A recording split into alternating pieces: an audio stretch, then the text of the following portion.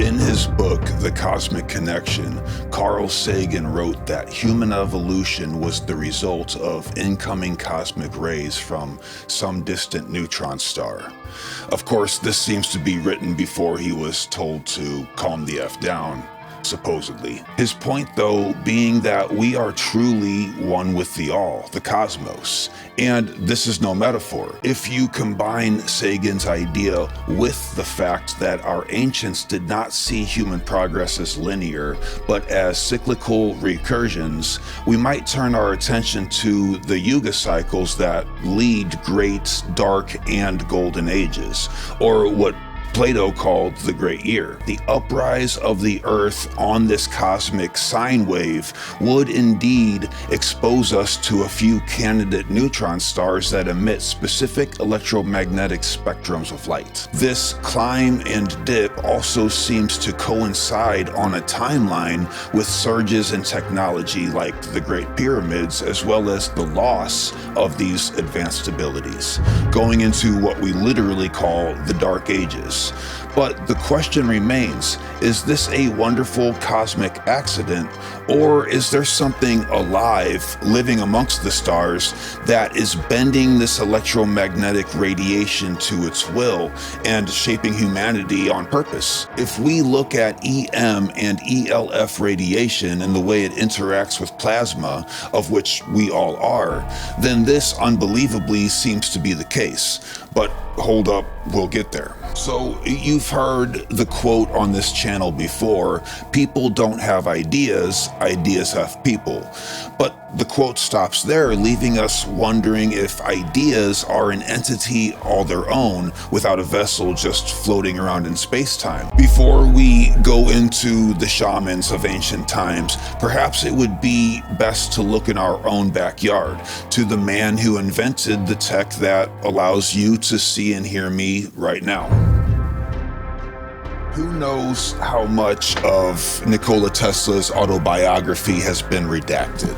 I don't know, but in it, what we have left of it, he writes this. In my boyhood, I suffered from a peculiar affliction due to the appearance of images, often accompanied by strong flashes of light, which marred the sight of real objects and interfered with my thought and action. Then I observed to my delight that I could visualize with great facility. I needed no models, drawings, or experiments. Then I instinctively commenced to make excursions beyond the limits of the small world of which I had knowledge, and I saw new scenes. But I never had any control over the flashes of light to which I have referred. In some instances, I have seen all the air around me filled with tongues of living flame. I saw a light as though a small sun was located in it. These luminous phenomena still manifest themselves from time to time, as when a new idea opening up possibilities strikes me. When I close my eyes, I invariably observe first a background of very dark and uniform blue. This field becomes animated with innumerable scintillating flakes of green arranged in several layers and advancing toward me, which quickly gives way to a billowy sea of clouds, seemingly trying to mold themselves into living shapes. Certainly, Lil Nicky was a lot more sensitive to this type of communion with ideas than others at the time, or now. He goes on to describe that these flashes of light and visions of angels enabled him to work without the restrictions of the repetitious scientific method. And the proof is in the pudding, i.e. his inventions, despite having Neil deGrasse Tyson busy doing backflips and not inventing anything of his own. So this visionary state is rare nowadays, only to the gifted. But what about back in ancient times when our planet was zipping past the sightline of that neutron star that Sagan spoke of? Do we have evidence that these occurrences were more common when the planet was looking down the barrel of an electromagnetic shotgun? Or did you have to be like a shaman with the right DNA to receive this blessing and curse? Well, about 80,000 years ago, people of the Congo began making barbed bone hooks for fishing, while some people who dwelt in caves in the Blombos of South Africa began creating none other than expressive art. These included abstract wall designs and decorative jewelry. It is obviously difficult to know what was going on back then, but there is evidence of a common ritual taking place where shamans would go into these pitch black caves and see new ideas. Let's keep this in mind for a moment. But oh so coincidentally, the ice core samples show a dramatic up in cosmic radiation smacking the Earth at this exact time, the first occasion of 3 major radiation events. The next one shows as occurring about 40,000 years ago, where we have a quite sudden emergence of complex societies. This was when Homo sapiens first entered Europe and included religious practices, funerals, carvings of animals, and of course, these very sophisticated cave art like in Chauvet in France. Unbelievably, at the same time, hundreds of caves from all over the world became rapidly illustrated simultaneously, and this went on for quite some time until about 12 or 13,000 years ago when it, as you know, all ended so abruptly. But ancient shamans of this prehistoric time are said through oral traditions to go into caves where no visible light would interfere with their spiritual visions. They would go into trance one way or another, often with the help of hallucinogenic brews that we have talked about, and would see bright flashes of light inside their heads, followed by answers to many questions concerning healing, traveling, and even war. Visions that worked then and still do today when it comes to the healing part. Fast forward to today, and we know of Cherenkov radiation. They can cause ghostly flashes of white and blue as they pass through the human head, and they do indeed pass right through. And this is how we study photons today, in deep underground facilities that are uninterrupted by the normal visible light spectrum. We can more finely hone in on the study of these so-called particles when the rest of the bulk radiation has been blocked by the ground above. Just like the shamans did with caves. They blocked out all other distractions and were able to catch and absorb the proper radiation to have these visions. And in a segment that I like to call Scientists with Huge Balls, we have the Hungarian expert on space biology at Berkeley named Cornelius A. Tobias. He predicted that this cosmic radiation would interrupt the vision of astronauts no matter how well shielded their vessels were. Not to be confused with the ones being filmed here on Earth, you know, to pocket funding money. To test his hypothesis, he devised a unique but very dangerous experiment. He decided to expose himself to subatomic particles produced by UC Berkeley's particle accelerator, which has been described as a veritable cosmic ray factory. Part of its function is to rip away electrons from heavy elements including iron and then focus the nuclei into a beam of particles which are then accelerated to virtually the speed of light, like the jets produced by neutron stars. Tobias quite literally stuck his head in the flow of particles and observed something almost unique on Earth. Quote, "It is an exhilarating sensation. It is as though you are looking into the universe itself," unquote. Tobias repeated the experiment, even introducing his colleagues to the experience, until the tests were finally discontinued on health grounds.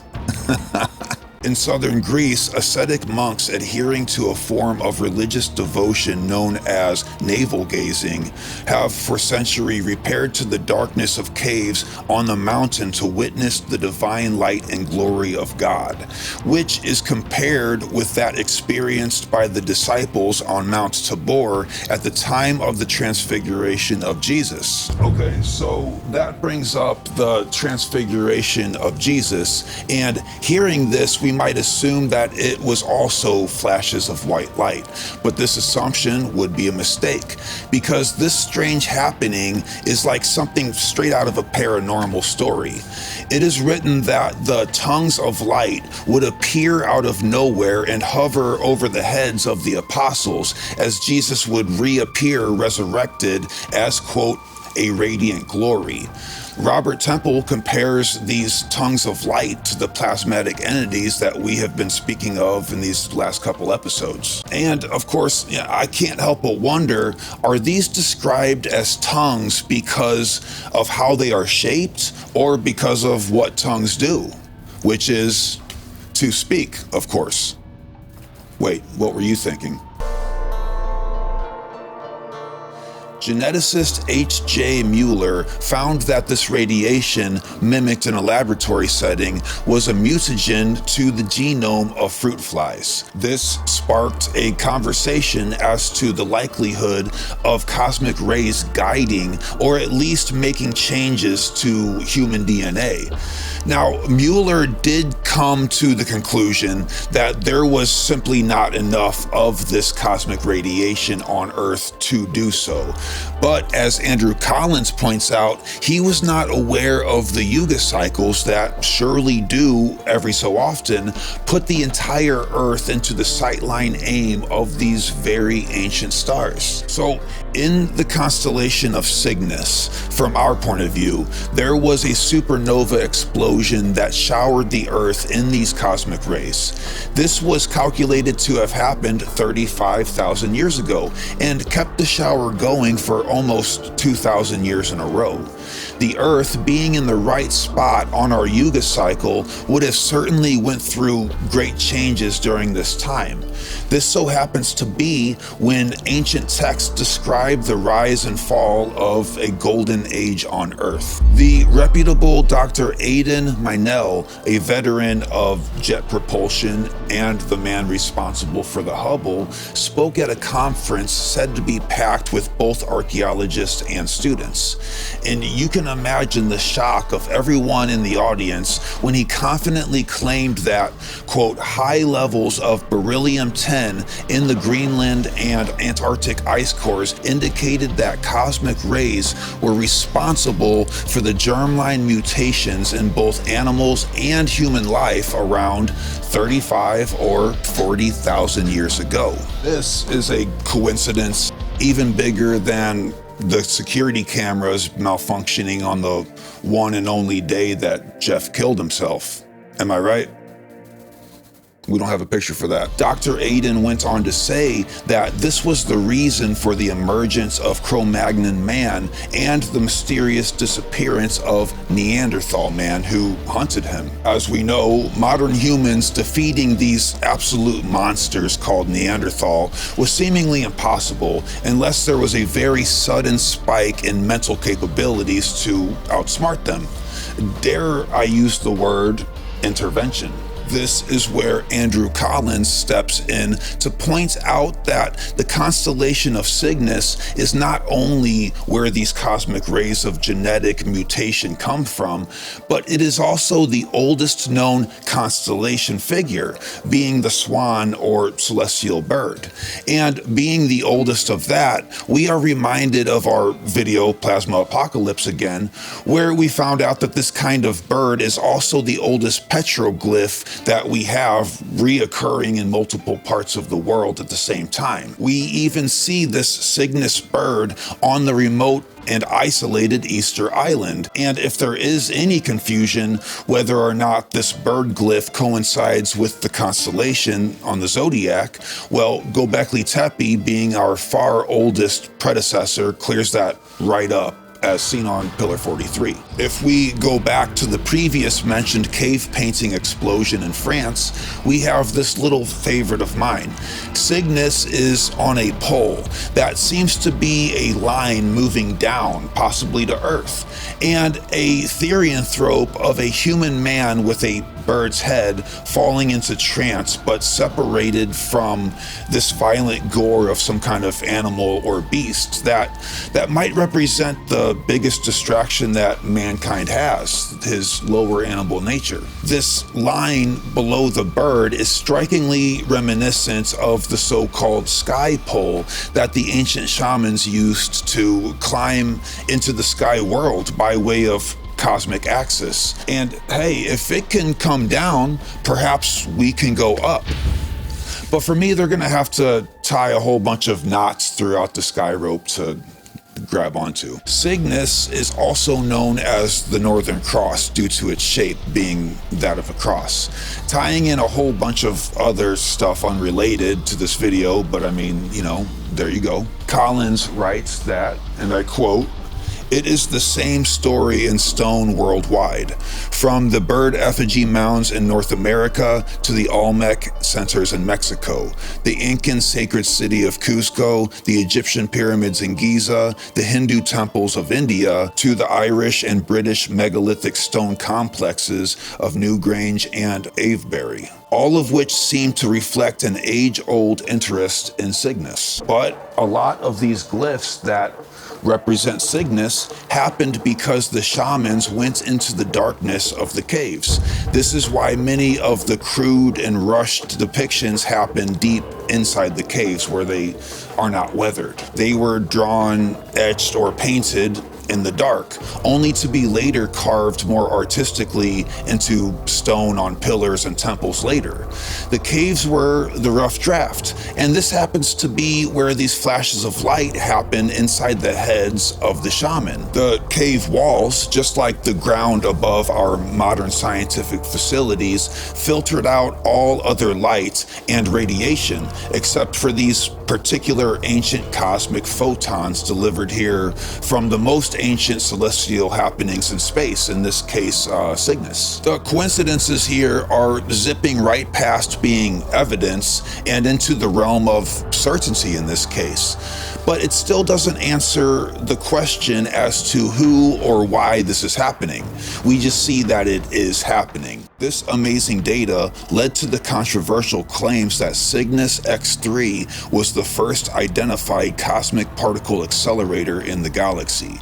Cygnus X3 is a binary system composed of a dying Wolf-Rayet star that feeds a close proximity neutron star, producing streams of superheated plasma. And that kind of makes me wonder why it's called a Wolf-Rayet star, and we have all this ancient talk about, you know, the dog star, Sirius, and Anubis. This ejecta is shot out at relativistic speeds very close to the speed of light. These unimaginable beams, like cosmic searchlights, are held together by magnetic sheaths that produce powerful particle acceleration in a variety of frequency ranges, including X-rays, infrared, radio waves, and gamma rays. Astrophysicists announced that Cygnus X3 might well be the galaxy's first blazar, a term used when one of a deep space object's twin plasma jets is aligned toward our solar system. In other words, it is pointed straight at us. The ejecta produced by such jets could easily be responsible for increased levels of cosmic rays reaching Earth. This includes Cygnus X3's unique Cygnet particles that, being neutrally charged, reach the Earth directly from source and are able to penetrate deep underground, which is something that cosmic rays are usually unable to do, since they are positively charged and break up before they reach the surface of the planet. This staggering scenario, or scenario if you're an asshole, might well explain why our ancestors came to recognize the celestial swan as so important to their religious mindset, since there is every reason to conclude that ancient shamans who achieved altered states of consciousness in deep underground cave settings, most obviously using hallucinogens, somehow became aware of the effect Cygnus was having on their lives.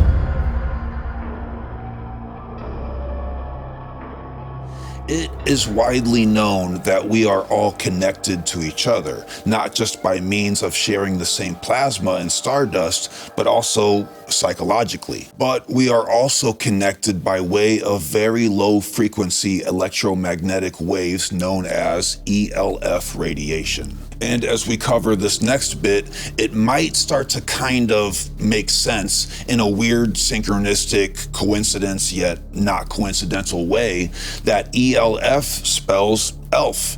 And elves are the very thing described as having communion with us under the influence of the second most powerful hallucinogen on Earth, known as DMT.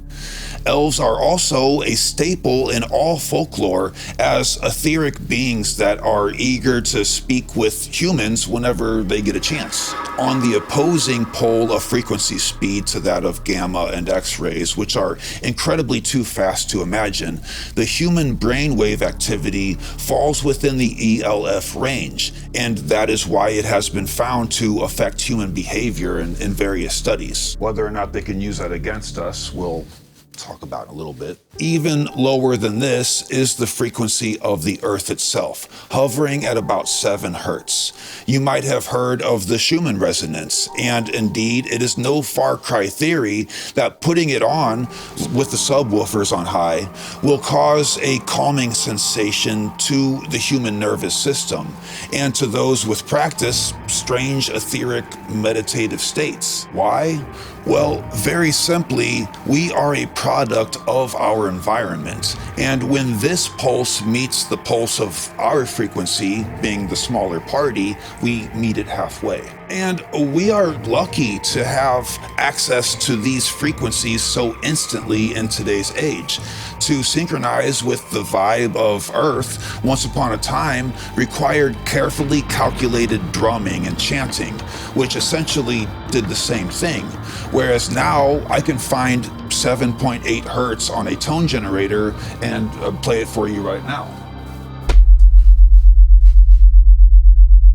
Oh yeah. Oh, that's the good stuff. Oh, it's like the purr of a kitten for the soul. It's like macaroni and cheese for your spirit. This frequency gets faster as it gets higher in the atmosphere, leaving the human nervous system right in the middle.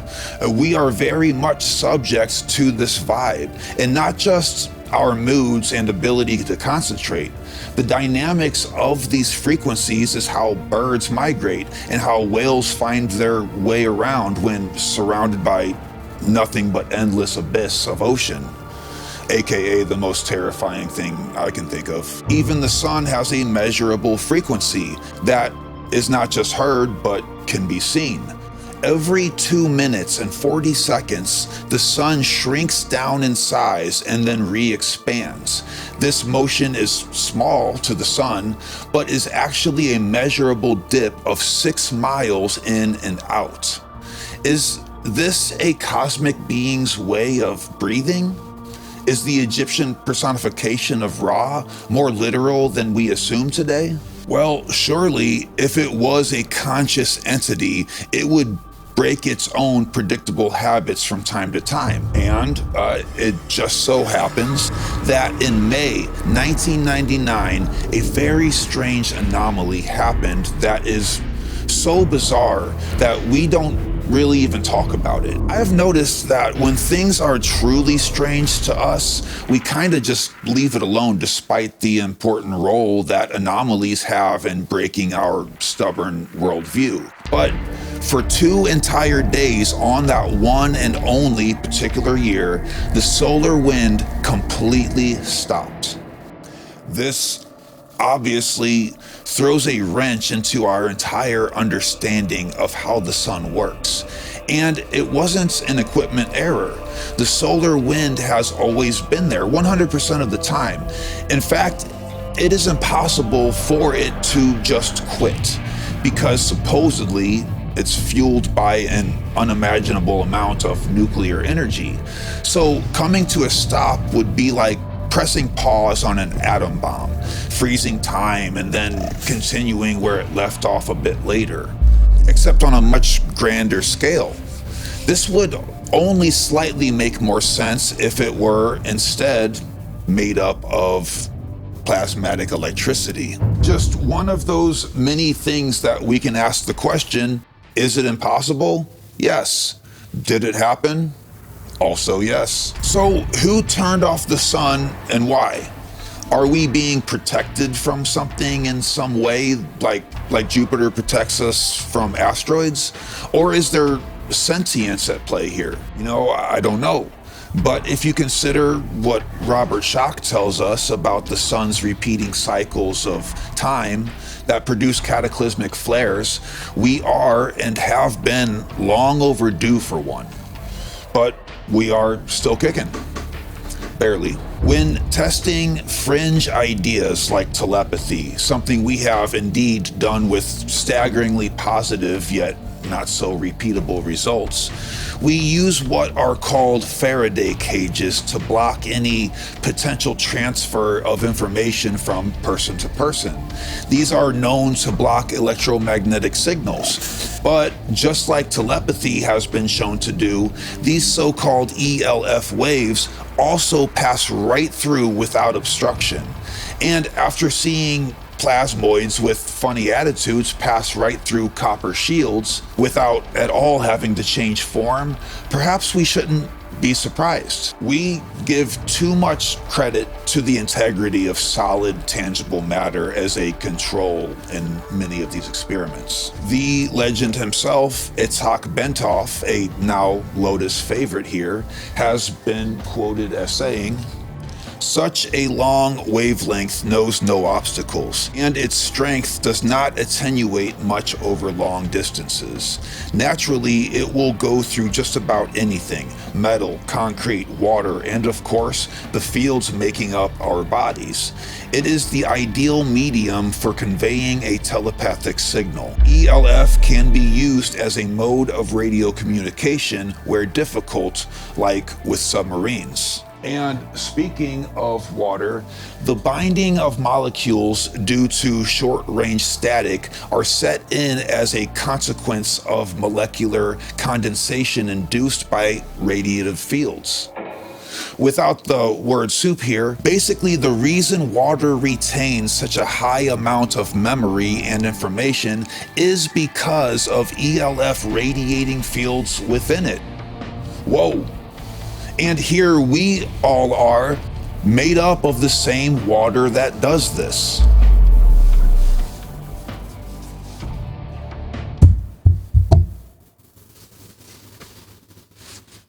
This one's expensive. ELF and this electromagnetic stuff, this is real wave formats happening according to our scientific material world, not on the fringe, but at the same time not only linked to but also overlapping the fringe. We just have to open our eyes to what we have been told is not possible. We are told that telepathy is like magic, fun in theory, but just not real. But as made clear by author C. Clarke, magic is just tech that we don't understand yet. In this notion, the invisible signal that is decoded by your TV to play this video is magic, and by all means impossible until the day comes that it is. Here's the fruit though. Everything inside the phone that does this magic, the crystals, the electrons, the gold conductors, etc., are all available to us within the human body, making it not so weird to read about what the ancient pharaohs once did with these same materials. I mean, why do we think that gold and crystals have agelessly been seen as valuable even before the technology in your hand? We assume it's because they are pretty to look at, but so are sunsets, boobs, and babies. Most babies. And those things are not mentioned by the ancients as being ways to communicate with the other side or outer worlds. You know, they couldn't make iPhones out of babies. I mean, That is kind of what Apple is doing, though. So, like, between emerald stone of Thoth mythology, crystal skulls found all over the world, the gold in the Anunnaki stories and Old Egypt, the use of quartz in the pyramids, and so on. The more we look at it closely, the more we see that we are not unique today in the use of these minerals because of their relationship to unseen forces like plasma, electricity, and magnetic fields. The stuff we use for long-distance communication is the same that they used before us. It's almost embarrassingly clear. The only thing in the way is our ego that insists that we are the first. I mean, how else besides ego is it possible to see this thing called an Ankh that, despite being carved in stone, was said by the very people using it to be made of gold and crystal and used as a means of communication via the bulbous torus of plasma emerging from the top of it? And then we say, oh, it's just a symbol representing life. We use plasma in our screens today for communication. Perhaps they, being much greener, so to speak, just simply skipped the screen part and interacted with the plasma directly. I mean, I don't know, at this point it's speculation. But we are quite literally looking at something chemetically described as a device, seeing that it would potentially work with the materials mentioned, and then saying, nah, it wasn't tech, it was superstition. I mean, okay, let's reel it in. Robert Schoch taught us a lot concerning plasma in earth-shattering catastrophes, of which we already covered.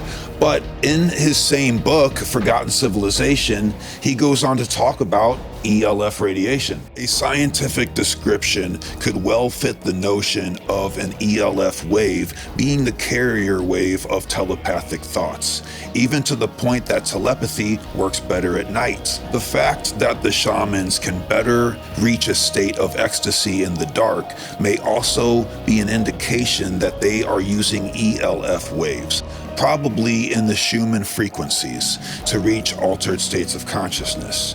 This may be an extremely ancient technique of gaining knowledge. Thus, ELF waves in the Schumann frequency range may be a way that one human consciousness can connect with another and also tap into the larger collected consciousness and the Earth as a whole. ELF waves and Schumann frequencies are strongly affected by and even regulated by astronomical factors, including the relative positions of and resonances among the sun and planets. Here again, we discover correlations that, according to the dogma of conventional established science, are totally unexpected or even impossible. Using different terminology, mystics and certain scholars have accepted and explored such connections since ancient times. The work demonstrating that spontaneous cases of telepathy and clairvoyance are correlated with geomagnetic fluctuations supports this hypothesis. Very disturbing to me personally, Schoch's words here, not mine, is the ongoing high-frequency active auroral research program. Ooh. Oh, we're going in. We're going there. Let's do it. This is used to send signals and energy into the ionosphere in order to see what will happen. I seriously wonder what inadvertent or intentional is in parentheses here, effects the HARP experiments might have. Could ionospheric disruptions caused by HARP have subtle but profound effects on life, including human mental states? On another front, I am concerned that the constant modern bombardment of people by electromagnetic radiation from cell phones to radio communications to power lines to circuits and walls may have ill and unexpected consequences. There is increasing evidence that organisms, including humans, may be sensitive to ultra-weak electromagnetic fields.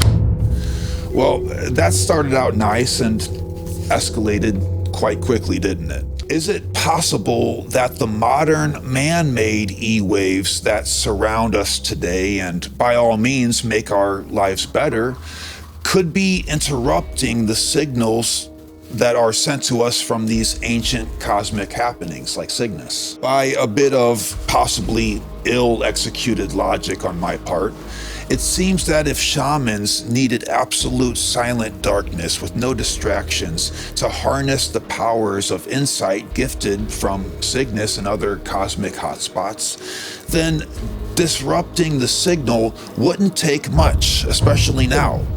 And the best way to do that would be with a nice distraction sandwich. Like the minerals and metals used in both ancient golden ages and today, it seems that everything that happened back then has a parallel to today. Where we seem to interrupt these cosmic rays of communion, they seem to exacerbate it. And they often did this through sound. It is no longer fringe that the ancient megalithic sites utilized sound frequency manipulation by design. What does remain on the fringe is the idea that they did this to alter their own consciousness and thus thin the tangible barrier between us and the other side. Wayland Smithy, whose last name is Smithy, summarizes his team's findings. Rudimentary acoustical measurements performed inside 6 diverse Neolithic age structures revealed that each sustained a strong resonance at a frequency between 95 and 120 Hz. Despite major differences in chamber shapes and sizes, the resonant modal patterns all featured strong antinodes at the outer walls, with appropriately configured nodes and antinodes interspersed toward the central source. Interior and exterior rock drawings resembled these acoustical patterns. Since the resonant frequencies are well within the adult male voice range, one may speculate that some forms of human chanting enhanced the cavity resonance were invoked for ritual purposes. Robert Schock adds to this. Stone structures, pillars, and enclosed spaces could be used to magnify, conduct, and enhance certain sounds, producing resonances and standing waves while filtering out other sounds. According to Anuix in Popular Archaeology, regional brain activity in a number of volunteers was monitored by EEG machines. The findings indicated that at 110 Hz, the patterns of activity over the prefrontal cortex abruptly shifted, resulting in a relative deactivation of the language center and a temporary shifting from left to right-sided dominance related to emotional processing and capability in the brain. In addition to stimulating their more creative sides, it appears that an atmosphere of resonant sound in the frequency of 110 or 111 Hz would have been switching on an area of the brain that biobehavioral scientists believe relates to mood, empathy, and social behavior. Deliberately or not, the people who spent time in such an environment under conditions that may have included a low male voice in ritual chanting or even simple communication were exposing themselves to vibrations that may have actually impacted their thinking. How curious that such varied ancient structures, separated by so much time and distance, should have common features which imply sophisticated knowledge. Did the architects of the day each make and develop their own discoveries, or did they inherit a concept from some older school of learning? And it must have been from an older school of learning indeed, because when that article was written in 2012, they had no idea that Göbekli Tepe has the same archaeoacoustic purposes as the other megalithic sites that came after it. In fact, some of the Stones ring like a bell when they are struck, like they were hollowed out and somehow made of a substance differing from stone. Another example of asking the question, is it impossible?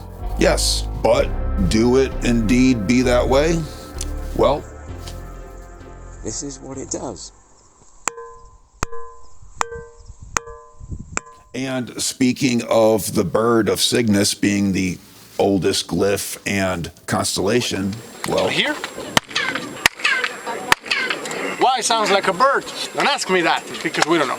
Experts from different countries, experts in acoustics, they have come here to study. Today's episode was one of the most difficult I've ever had to write, due to sheer complexity alone. After hearing me do a rough draft of the script, Romany Rivers, a author and a member here at the channel, opened one of her Nikola Tesla books, and the first page she opened up to, she couldn't help but take a picture of it and send it to me. The scientific world laughed at him. They said no such rays existed. Tesla proved they did. That much is history. So today, due to the attitude of supposed scientific experts, who in reality are not truly scientific, because of them, very little is known about the subject, but some wise men have discovered that our atmosphere is continually being bombarded by atomic particles from outer space. These are known as primary cosmic rays. In my opinion, says Tesla, the reason for their lack of knowledge is because they neglect to study the Bible, for in it is the place where Tesla first discovered them. 35 years before the scientific world, experts thought maybe they might exist. And that's a little section that would have got right by me if it wasn't for the comments. And in Robert Temple's book here, he talks about being so in tune with this cosmic communion that he too can go to a bookshelf and open it right up to the middle somewhere and find the source of what he's looking for. Well, when Elisanya, owner of House of Healing, a metaphysics shop in Norway, commented on our video, The Nine and the Primordial Question, that these squiggly elbow creatures that I've seen in altered states were the conscious remnants of Egyptian pharaohs that send viral persuasions down to earth to flesh out new ideas through people as a medium. Well, I thought it was crazy. Fun, but crazy nonetheless. And then one after another, here and there, comments on other videos seemed to add weight to this outlandish theory. People would type out their own trip reports or comment something they heard from Terence McKenna or whatever. And I began to think, what if? And explored the idea only as entertainment. Led me to Judy King's very overlooked work, The Isis Thesis, as well as the Egyptian Book of the Dead, but like in a new light with fresh eyes. All of a sudden, I felt like I wasn't looking at hieroglyphics anymore. We have always assumed that this form of language was just pictures because they didn't have letters yet. But wait a second. These guys had the most advanced architecture on Earth, still today, and we are assuming their language was pictograms, like a damn set of emojis and a text you would get from Sean's mother-in-law when she discovers the eggplant symbol after having one too many Long Island iced teas. Is it an insult to these ancient Egyptian brilliant minds for us to assume anything?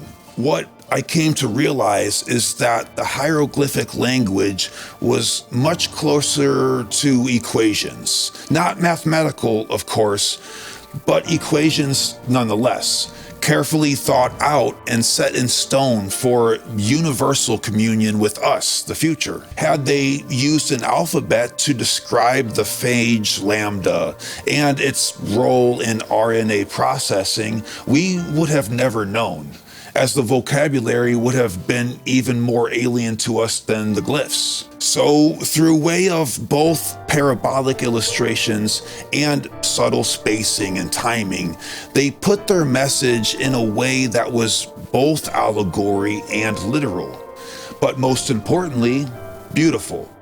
The aesthetic kept us mystified and curious all these years until we were finally advanced enough to put two and two together, and there's still a lot of work to do. As I'm brought these new angles and insights, I realized that no man is an island, and there is no individual things in the universe. There are only relationships. A thing is a thing because it is not what something else is. Likewise, a person is only a person because they are not who another is. The differences are what makes identity possible in the first place. Having a mountain of gold is useless without something to apply it to. And the funniest joke on earth is pointless without a separate ear to catch it. So if you think about it, on both a grand scale and the subatomic, the only thing that exists is communication. The only thing that information has is communion, and thus the only thing that we have is each other.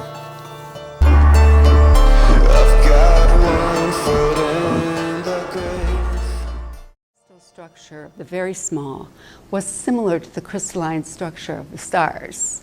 But there was one book I had to read. It was the Egyptian Book of the Dead. And I read the book, and there was quantum science in it.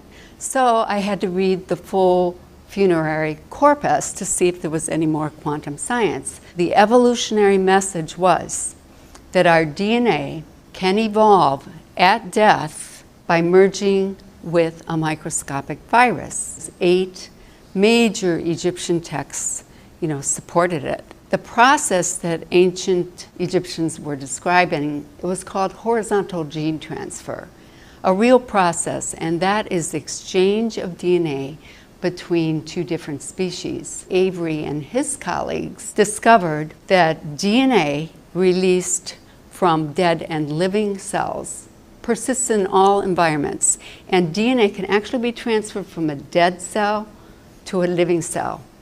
So I felt a little more comfortable because that's what ancient Egypt was talking about. Our DNA is a museum of ancient viruses.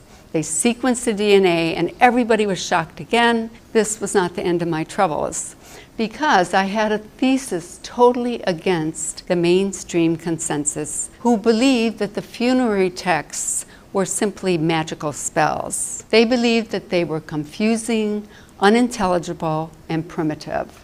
And they are very confusing, but they are not unintelligible and primitive in the light of new quantum science. Soon I learned that scientists were reaching consensus that the tiny quantum world orders our large classical universe. Scientists called it junk DNA, but actually what they learned was this 98% non-coding was from our microbial ancestors, viruses and bacteria along the evolutionary path. So the non-coding DNA is simply switched off, and scientists are realizing now that it's actually a helpful DNA toolbox for some yet unknown purpose. So the question is, can the non-coding DNA be switched on for evolution?